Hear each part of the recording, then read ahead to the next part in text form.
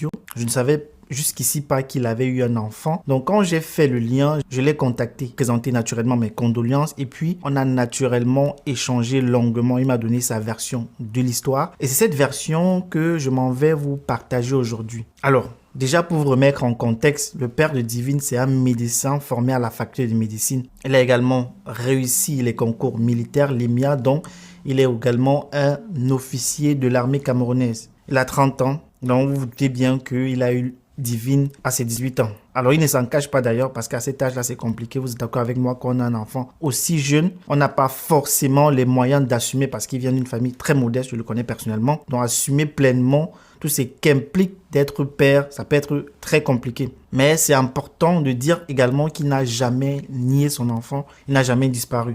Et d'ailleurs, la famille maternelle de Divine lui avait d'ailleurs donné son nom. Alors, comprenez bien, il s'appelle Atangana. Normalement, c'est un fait qui devait couper court à beaucoup de choses qu'on dit aujourd'hui sur les réseaux sociaux parce qu'on sait que chez les Bantous, dans la culture Bantou, on ne donne pas son nom à un enfant qu'on abandonne. C'est un acte de reconnaissance. Et d'ailleurs, les échanges qu'il m'a partagés prouvent le contraire. Du moins, j'ai l'intime conviction qu'il n'est pas le père irresponsable qu'on présente aujourd'hui sur les réseaux sociaux. Maintenant, on dit sur les réseaux sociaux qu'il n'a jamais pris soin de l'enfant. Alors lui, il m'a dit le contraire et pas juste des mots, il me l'a prouvé en m'envoyant des factures, des conversations avec la mère de Divine. D'ailleurs, je vais vous les montrer ici. Voici d'ailleurs certaines captures d'écran des conversations entre lui et la mère de Divine. Et là, vous pouvez lire vous-même que la mère de Divine le remercie, elle le remercie explicitement de prendre soin de leur fille.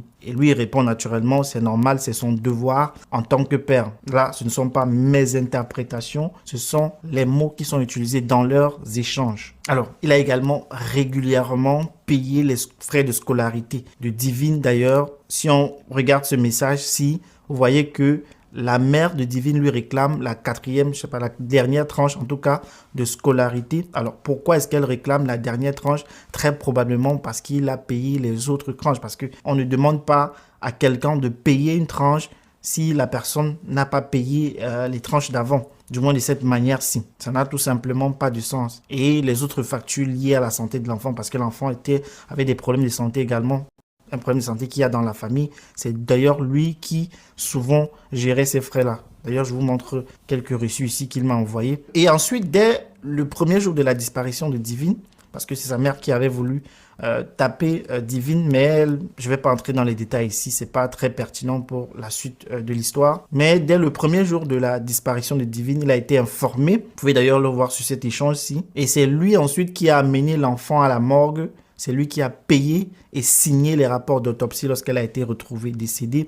C'est lui qui a pris tout en charge, c'est-à-dire, vous pouvez voir ici, que ce soit les factures, la morgue, l'autopsie, l'avocat, tout, c'est lui qui paye. Donc, à chaque étape, c'est lui qui est consulté, même lorsqu'il faut voir le procureur de la République. J'en parlerai d'ailleurs un peu plus tard. Et quand il voit donc plus tard que le suspect est entre les mains de la police et que rien ne bouge et que 6 jours plus tard, 6 jours, le gars est détenu et que la procédure n'avance pas, c'est lui qui prend un avocat. Donc, l'avocat saisit le procureur de la République et le procureur de la République donne maintenant l'ordre à la gendarmerie d'aller récupérer le suspect pour mener les auditions correctement. D'ailleurs, voici le document. Vous pouvez voir, il est signé. Naturellement, je cache certaines informations personnelles, sensibles. Mais le document est signé du procureur de la République daté du 27 mars 2026 avec son nom comme plaignant. Donc, pendant que sur les réseaux, on le présente comme un père absent, lui, il est littéralement chez le procureur en train de pousser l'enquête vers l'avant.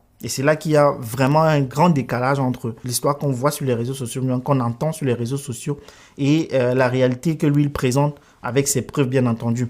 Alors, forcément, la question se pose. Pourquoi est-ce qu'on entend cette version seulement maintenant? Pourquoi est-ce que sur les réseaux sociaux, c'est un autre récit qui circule? Eh bien, voilà ce qui s'est passé en fait après la mort de Divine. C'est la mère a publié plusieurs vidéos. Elle a publié naturellement cette vidéo qui tourne actuellement énormément. Là où elle interpelle Chantal Biya, elle interpelle les affaires sociales, bref, les organisations pour lui venir en aide. Elle dit qu'elle n'a personne, qu'elle n'a rien, il faut qu'on l'aide. Et lui n'a pas supporté cela. Pas par manque de cœur, pas du tout, mais parce qu'il estime que ce n'est pas comme ça qu'il faille que les choses se fassent. Il m'a dit, tu prends un avocat, tu portes plainte, tu suis la procédure. Voilà, en tant qu'officier de l'armée camerounaise, tu ne fais pas de la mort de ton enfant un appel à la pitié sur les réseaux sociaux, sur Facebook. Et là, il faut comprendre aussi le contexte. Comme je disais tantôt, lui, il est un officier de l'armée. Il a reconnu son enfant, il s'occupe de son enfant, paie les frais de scolarité, toutes les autres charges et tout. Et ça veut dire que dans le cadre militaire, donc, il y a un mécanisme de soutien dont l'armée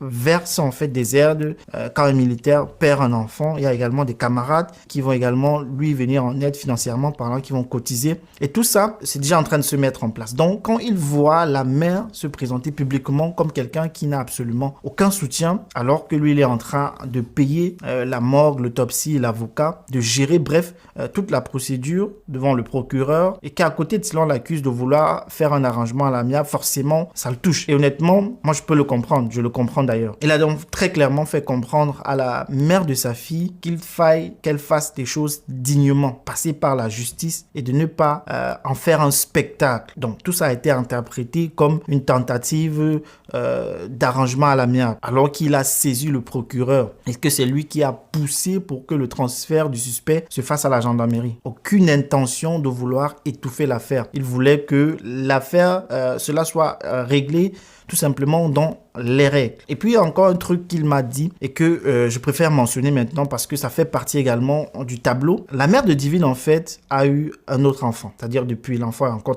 en très bas âge, ce qui signifie qu'il y a un autre père dans l'histoire. Mais malgré ça, la grand-mère de Divine, c'est-à-dire la mère de la mère, lui demande en fait de lui acheter le téléphone parce qu'il a les moyens, parce qu'il est officier. Il a fait comprendre, écoute, j'ai toujours pris soin de mon enfant, j'ai les preuves, j'ai les factures, elles sont là, mais je ne suis pas non plus le portefeuille de toute la famille. La mère de Divine aujourd'hui a un autre homme dans sa vie, ils ont un enfant ensemble, ce n'est pas à moi de financer l'achat de son téléphone. Et un autre point qui le touche profondément et que je comprends tout à fait, c'est qu'il y a aujourd'hui une pétition qui circule, une pétition, alors que lui, il a déjà porté l'affaire devant les autorités, il a déjà saisi les autorités compétentes, il a saisi un avocat, il a obtenu un ordre du procureur, il a déjà un transfert du suspect qui a été fait à la gendarmerie. Donc les procédures judiciaires sont en cours, elles avancent. Et pendant ce temps-là, les procédures, donc du moins les pétitions circulent comme s'il n'y avait personne derrière cette affaire, comme si l'enfant n'avait pas de père, comme si personne ne se battait pour elle. Alors vous imaginez très certainement ce que ça fait. Tu es en train de remuer ciel et terre dans les bureaux du procureur et sur les réseaux sociaux, on fait comme si tu n'existais pas. Et c'est là qu'il faut comprendre en réalité tout ce que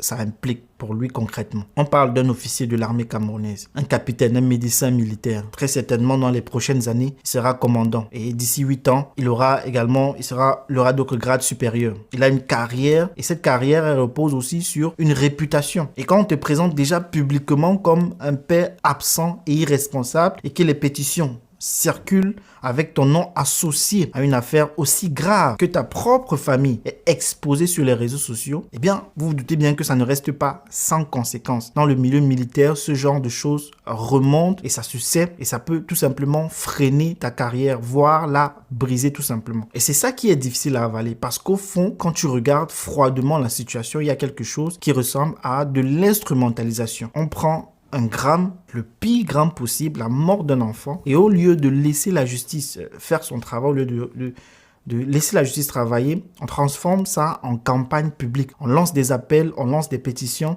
on organise des panels sur les réseaux sociaux pour dénigrer. On se présente en victime sur les réseaux. Et derrière, celui qui paie, c'est celui qui agit, c'est celui qui porte plainte, c'est celui-là qu'on est en train de salir. Logiquement, il y a un moment où il faut se demander